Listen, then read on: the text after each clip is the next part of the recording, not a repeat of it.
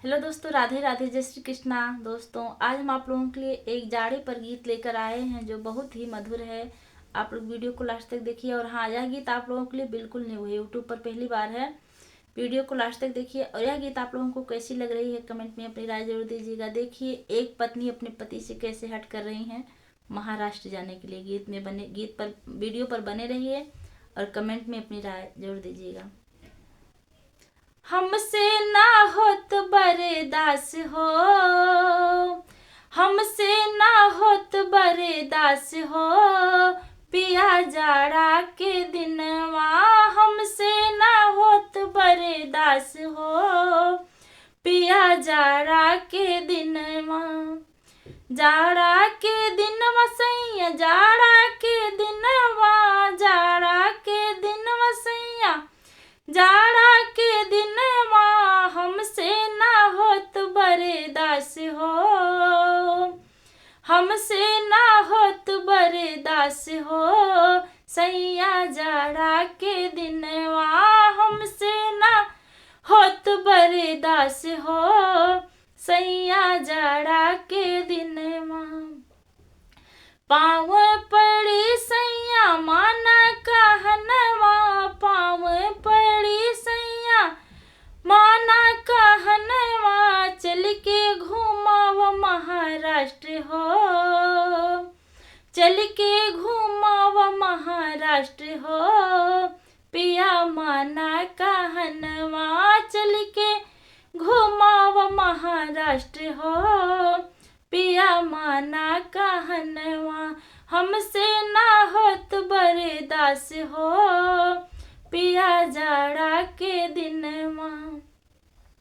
दुख बहुत देत पिया यहाँ के रहनवा, दुख बहुत देत पिया यहाँ के रहनवा। जाड़ा लगे थर थर कांपे बदनवा, जाड़ा लगे थर थर कांपे बदनवा। जल्दी करायब उपाय हो, जल्दी करायब उपाय हो, सैया माना कहनवा। जल्दी करायब उपाय हो, सैया माना कहनवा। हमसे ना होत बर्दास हो, पिया जाड़ा के दिनवा। सुन लेता अर्ज पिया माना कहनवा, सुन लेता अर्ज पिया माना कहनवा। टिकट कटाव हमरो जाके स्टेशनवा, टिकट कटाव हमरो जाके स्टेशनवा। ना तो हम होबे उदास हो, ना तो हम होबे उदास हो, पिया माना कहनवा। ना तो हम होबे उदास हो, पिया माना कहनवा। हमसे ना होत बर्दास हो, सैया जाड़ा के दिनवा। जागल बालल सपिया मनसा पुरावा, जागल बालल सपिया मनसा पुरावा। ले चल के हमके संग संगे घुमावा, ले चल के हमके संग संगे घुमावा।